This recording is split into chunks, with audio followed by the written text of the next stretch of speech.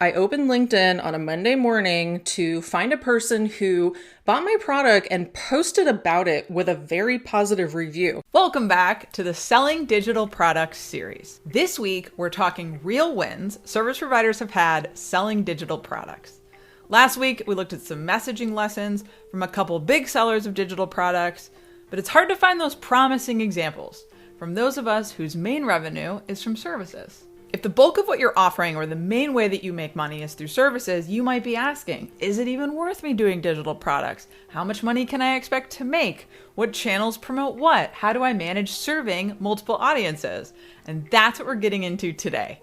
You'll hear from longtime agency owner Jeff White and UX career coach Amy Santee. Jeff has a very successful course business that actually serves a totally different audience than his agency does. And Amy has created an online store that is a natural companion to her services, and she talks about how the services in the store actually go really well together. I'm really excited to bring you this episode, which answers some of the questions that you have sent me. I'm Lex Roman. I empower creatives to make marketing bets they can win, and you're tuned in to the Low Energy Leads Show.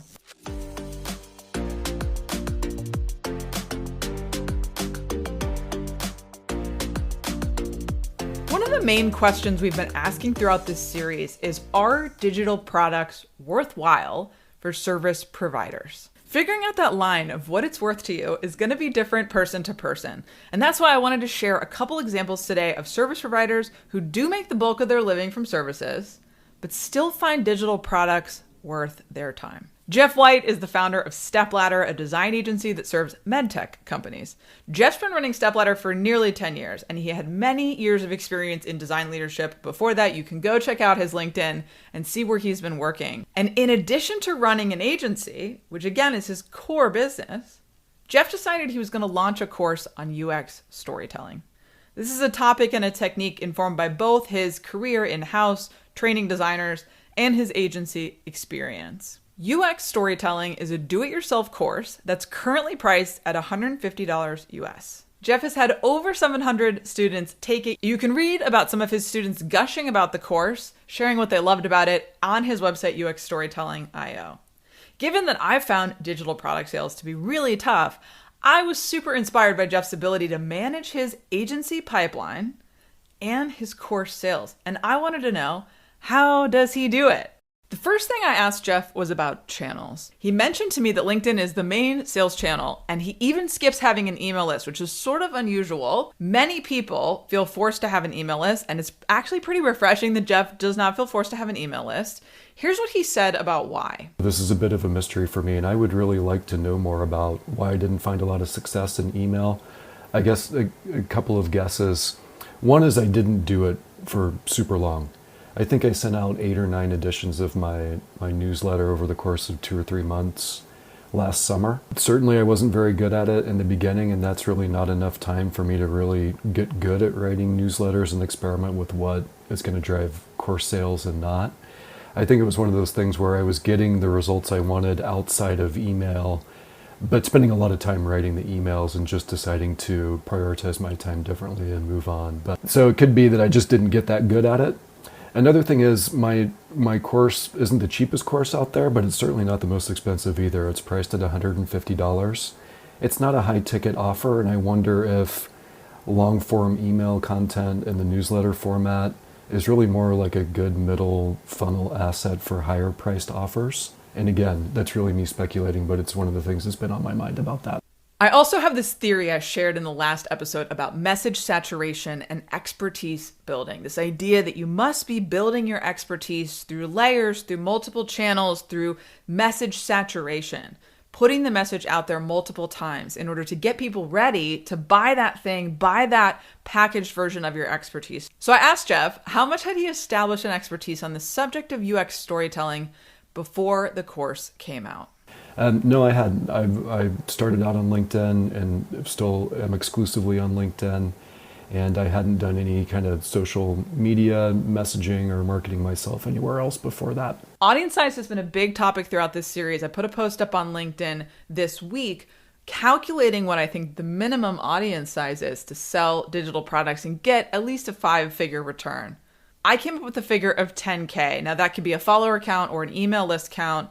Jeff currently has 40,000 followers on LinkedIn, but I wanted to know, where did he actually start when he launched this course? Here's what he said about his LinkedIn audience. I went back and looked. I had around 17,000 followers when I did my course announcement. My audience is definitely, for the most part, UX, UI, product designers. I don't have specific numbers on a more detailed view of my audience besides that. I suspect it skews a little more towards junior designers, people who are coming into the industry, people really in the first 5 years of their career. But I know I have a good amount of other more senior roles as well. So getting into senior lead, staff, principal, management, executive, so on and so forth. Of course, if you're thinking about using LinkedIn, you might want to know how much Jeff is actually posting there. Here's his posting schedule. For the most part, I've tried to get out 5 posts per week, so 1 every weekday. I've gone through phases where it was less than that because I was taking a break, because I was lazy or whatever it is. For a while, my strategy changed and I was experimenting with just 3 posts per week. But really, I've tried to do 1 every weekday since I started writing on LinkedIn, with varying degrees of success in meeting that goal. Another question that comes up a lot with social media is how much to sell and directly promote something that you're offering versus soft selling, right? Talking about the topics of the course, this idea of message saturation, establishing your expertise. So I asked Jeff about this hard sell versus the soft sell, how he mixes up his messaging. Here's what he said about that. Most of my posts have some sort of like little PS or a little tag at the end that says, hey, by the way, I have a storytelling course, you can check it out. So that's pretty present in most of the things that I write. I don't always do that, but I do it pretty frequently. I've done less of, a post just dedicated to, here's something about my course, please buy it. That's probably been, I would guess, 5-10% of the total content I published on LinkedIn around storytelling, which is what my course is about. So I think it's a minority of the time. Another type of post I do as much as possible is posting case studies, testimonials, real world stories from results and different experiences that my students are getting. And I don't know if you count that as hard selling the course or not, but that's another content type that I've put out there. So we see Jeff has had this stellar success with the course, over 700 students taking this course, gushing about it, raving about it. You can see all the reviews. But what about the agency? How does he balance those two things out? LinkedIn is actually a really common platform for agency owners, for service providers. So I asked Jeff, how does he promote both the agency and the course, especially if he's using LinkedIn as the main vehicle for both? Here's how Jeff thinks about balancing the promotion of the agency and promoting the course. This one has been a real challenge for me, admittedly. For a long time, my LinkedIn profile was just 100% revolved around my course and coaching business. And that is the way I prefer it. I strongly believe in a single position performing better than a dual position, which is what I have now. So if you go look at my LinkedIn profile now, it's prioritized towards the agency. And then the course and coaching business plays kind of second fiddle to that. I think it'd be better for either one, for either my agency or my course and coaching business, if my profile was just focused on that one thing. But it's just the reality of the businesses I'm running and what my world looks like right now, that I have to have this dual position. Thinking about how to prioritize between the two, it's definitely skewed right now more towards my agency. The reason for that is that I view the course and coaching business as more of a side project. It's not that I care less about it. I really love doing it. I'm going to continue doing it for a long time. But in terms of overall earning potential and where my two businesses could grow, what I believe to be the growth potential of the two, I definitely have to prioritize the agency more because there's more opportunity there. I spend more of my time there. It's just a more part of my life and my kind of business landscape. When you go to my LinkedIn profile, most of the messaging, most of the visuals you see, most of the pixels there is really skewed towards the agency instead of the course and coaching business. Now, Jeff has a really interesting dual strategy on LinkedIn. LinkedIn is one of those really interesting channels where you don't just have to post. You have a lot of mechanisms at your disposal, everything from Sales Navigator to DMs to AI tools that you can plug in with LinkedIn to LinkedIn Lives. And Jeff is actually using quite a range of those things to target these two audiences. Here's Jeff again to explain how he's thinking about LinkedIn for both his agency audience and his course audience. All of the content publishing I'm doing right now is skewed towards the course and coaching business. So all of the content is about that, but if you go to my profile, it's skewed towards the agency. And the reason for that is I'm writing all this organic content on LinkedIn that's hopefully serving as the top of the funnel for designers to engage with my coaching business. And then there's a behind the scenes cold outreach program I'm doing for agency clients. So the thinking is I send a message to a potential agency client. The first thing they're going to do if they read my message and want to know more is probably click on my profile and check it out. So I want the whole profile to speak to the message I just sent them, to reinforce my position as an agency owner in a certain space that they're also in. That's kind of the funnel for agency clients. So that's why my profile is geared towards the agency.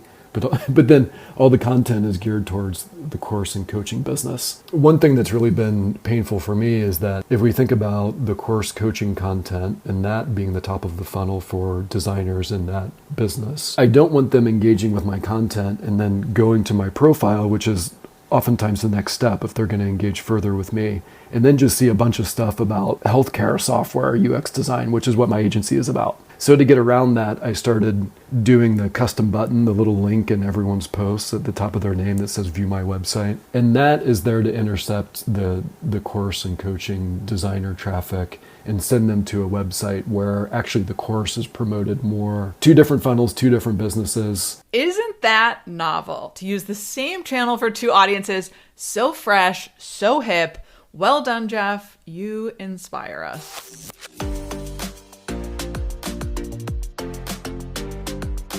Hey, did you know that you can sponsor the Low Energy Leads show? Yes, I might have a small but committed audience, but you can sponsor the show for a deal and a half. And there's 2 ways to do this. One is that you can trade me for promotion in your newsletter, on your podcast, in your live streams. And the other is that you can pay to promote yourself on any of my platforms. If you head over to lowenergyleads.com and you click sponsor the show, you'll be taken over to my passion fruit page where you can see all of the options and the ways that you can promote your business through Low Energy Leads. You can also see the show stats and more about locations where listeners are paying attention. So get in touch if it might make sense for you, and let's promote your business. Throughout this series, I've spent a lot of time talking with Amy Santee about her digital products. Amy is a UX career coach and strategist. She works with designers who want more fulfilling careers. She's also a podcast host. She hosts a popular podcast called What's Wrong with Hiring. Amy's been keeping me up to date with how she's using digital products, and since she's also a service provider, I thought you'd enjoy hearing how she positions these offers in her stack. If you head over to Amy's website, you'll see that Shop is in her top navigation. She's got 6 tools there in her Gumroad store. In addition to her podcast, Amy also has a newsletter. She's an avid blogger, and her blog actually gets views. Amy's blog still gets traction, partially because the topics she talks about are so relevant and so fresh for her industry. She's covering things like layoffs. She's covering the job market, things that are very much in the topic of discussion, core problems folks are facing right now. And Amy's LinkedIn, for context, is at 22,000. So she also has a pretty sizable audience. She's pretty well known in her space. She's going to talk about that a little bit as we get into her interview. If you haven't started selling digital products, you might wonder why some of us venture that way and what makes the time right. Here's Amy's answer on what motivated her to start her shop. I've had a Gumroad shop for about a year, and I opened it along with my Buy Me a Coffee page, which lets me put a link on my newsletter or blog posts or other places. My intention with both of these things was basically just to get some extra cash coming in, right? That's why we all do it. And for the past few years, I've been a service-based business providing one-on-one coaching directly with individuals. And so putting out products, selling my services in a more productized way, that was definitely a shift for me. And it took me a while to do these things and embrace scaling in this way, or embrace these channels, partially because I've always taken pride in giving away so much free, awesome stuff, supporting the community and just being generous, which is of course beneficial for my business, but also, to monetize myself, essentially, to monetize my services. That was also another kind of change in mindset that I had to adopt. I've developed a lot of free materials to work with over time in my coaching practice and as a consultant. And with my Gumroad shop, I think I have about 5 or 6 products in there right now. And I started with one and added another one and have slowly added a few things over time, including both paid and free items. Amy's also been running some experiments on her store, like changing up the sales pages in Gumroad and running flash sales. Here's what she shared about some of her product tests. Experiment with different products, different titles, product descriptions, pricing, and saw lots of mixed results, like some positive, some not so great. I have a product on there right now that I think is really amazing, but it hasn't sold a lot. I have something on there that didn't take me a lot of effort to repurpose, but I was able to sell it at a much higher price point. So it's all been a big experiment. Eventually, I started marketing these things in my newsletter with discount codes and at events also with discount codes, which led to a handful of sales. Each time I do that, I tend to get 1 or 2 sales. But recently, I decided to revamp my entire store, and it's been on my to-do list for several months to make some improvements to the content and the design of my product pages, and I finally got around to it. Now, experimenting with your own business ecosystem is key, right? Build your own evidence for your own business, because I find there's a lot of silent factors at play in other people's success. Sometimes they don't recognize them, or they don't know how rare they are. Luckily, Amy's pretty good at being explicit, knowing what's working for her. I think it's probably due to her background as a UX designer. Here are some of her lessons learned about what works for her when she's selling digital products. In terms of results, I have a few things. One is that obviously marketing works. So cross-selling to clients or downselling to prospects who don't become clients, my email newsletter, coupon codes, mentioning my store at events, posting on LinkedIn. All of those things work, but they work better when you have a system set up where they can all kind of work towards the same goal, but doing different jobs. Secondly, social proof. So asking people for reviews and testimonials, LinkedIn recommendations, product reviews, podcast reviews. This is something that I do regularly, just in moments where it occurs to me to follow up. Someone lets me know that they like my podcast, they love the recent episode.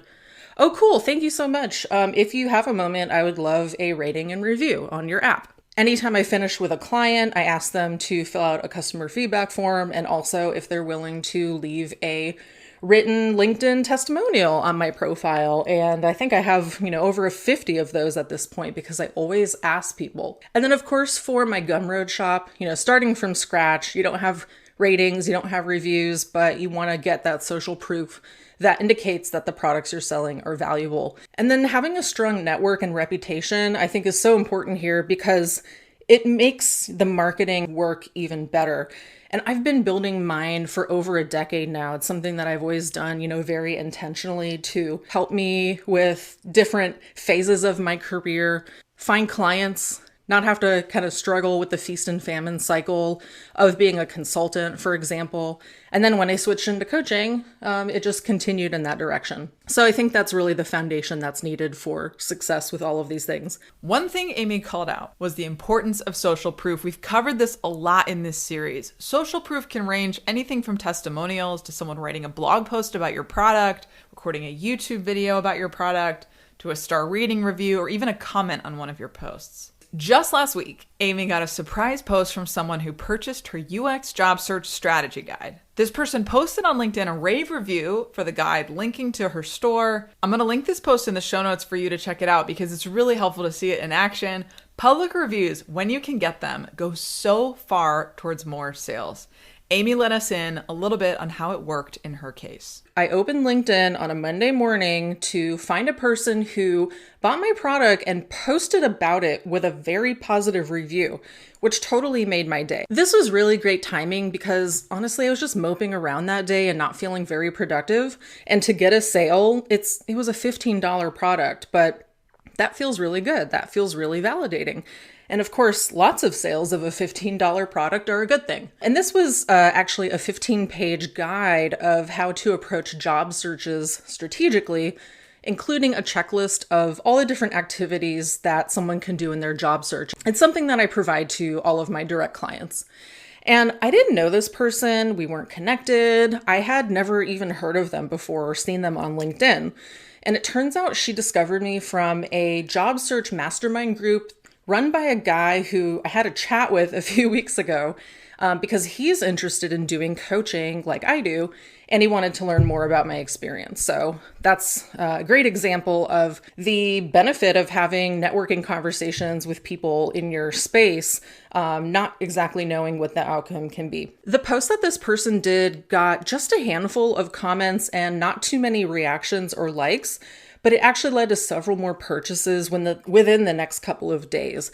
And I checked the numbers on Gumroad, and that product page actually got hundreds of views, which is an interesting comparison to the number of likes or comments because you would expect them to both be low, but it seems like a lot of people clicked onto my shop or onto that product page, but who didn't actually like that person's post or respond to it with a comment. This person is now in my network. I see her on LinkedIn. She comments on my posts. And I followed up with a DM on LinkedIn to thank her because it really did make my day. And so I gave her a discount code to use in the future. It doesn't expire. She can use it on everything.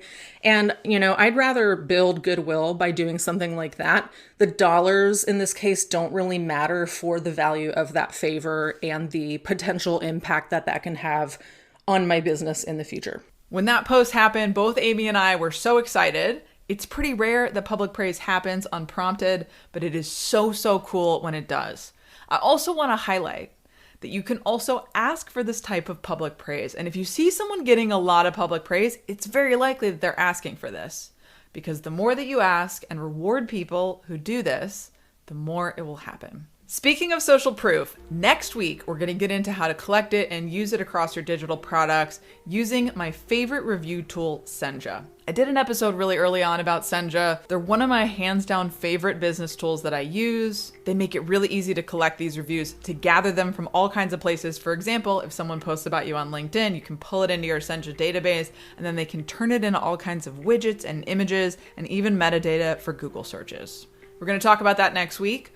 Also coming up next week is a live stream with Chris Wynn of UX Playbook. That'll be next Friday, March 15th at 8:30 a.m. Eastern.